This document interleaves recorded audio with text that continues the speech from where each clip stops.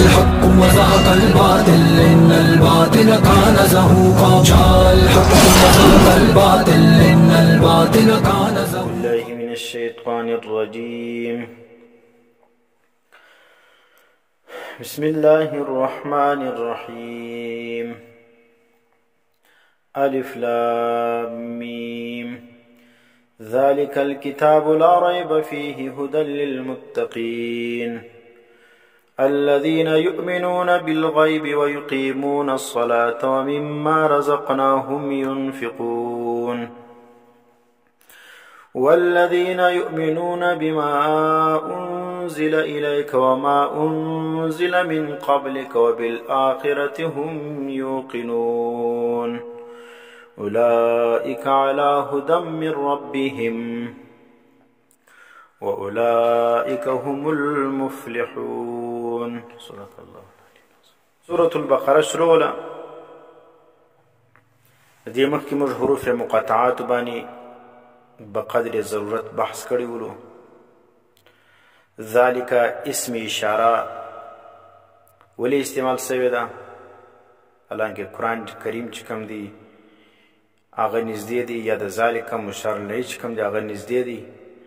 نو د هغه وجه موږ ذکر کړی وله چې قرآن کریم اگر چې په اعتبار د مکان باندې انسان ته نږدې دی، لیکن په اعتبار د رتبې باندې د انسان څخه لیر دی، نو ځکه ذالک بعید باندې اشاره ورته وکړه. الکتاب څخه مراد قرآن کریم ولو، یا هغه کتاب چې د هغه وعده سوی په تورات او په انجیل کې. لا ریب فیه لا شک فیه. ریب معنا ټول مفسرینو کړی ده په شک باندې، چې دا داسې کتاب دی چې په دې کې هیڅ شک نشته چې دا د الله د جانبه دی. معنی شک په چیز کې نشته په دې خبره کې چې دی نازل سوی د الله د جانبه. نبی علیه السلام د ځانه نه دی جوړ کړی. بیا اعتراض راکړي چې الله وی شک نشته کې، لیکن موږ چې وګورو دنیا کې ډېر شک کوونکي شته. نو د هغه جواب موږ کړی ولو چې لا ریب فیه قرآن نفي د ریب کړی ده، نفي د مرتابینو نه ده کړی، د شک کوونکو دی نه ده کړی. معنی قرآن فی نفسه داسې معجز کتاب دی، دونه واضح دلایل دي چې په دې کې فی نفسه لا ریب فیه، په دې کې شک نشته. او چې دی خپله واضح دي، دغه باوجود شک کوي خلک پکې، نو دا د هغو د عقلو د ناقص والي علامه ده. فیه په دې قرآن کریم کې هدى للمتقین مصدر ولو. مصدر کله په معنا د فاعل راځي، کله په معنا د اسم مفعول راځي، دلته په معنا د هادي راځي. هدن معنا هادیون یا هادن للمتقین، دا هدایت کوونکی دی متقیان لره. بیا دلته دا سوال کې دی چې دا هدن مصدر حمل کړی دی په ذات باندې، نو حمل د مصدر پر ذات باندې نس راکلی، یا حمل د وصف پر ذات باندې نس راکلی. نو موږ جواب کړی چې دا حمل مبالغتن دی، یا دلته زور سره پټ دی، ذو هدن. نو زو ګوره خاوند را دام ذات مال وصف سلو بیا وسی کیږي، یا هدن په معنا د هادي دی.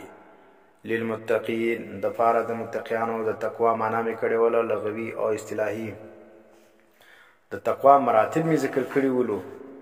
بیا اعتراض سوی ولو چې دا هدى للمتقین چې قرآن هدایت دی د پاره د متقیانو، حالانکه قرآن خو هدایت دی د ټول عالم د پاره، د ټول انسانانو د پاره هدى للناس دی.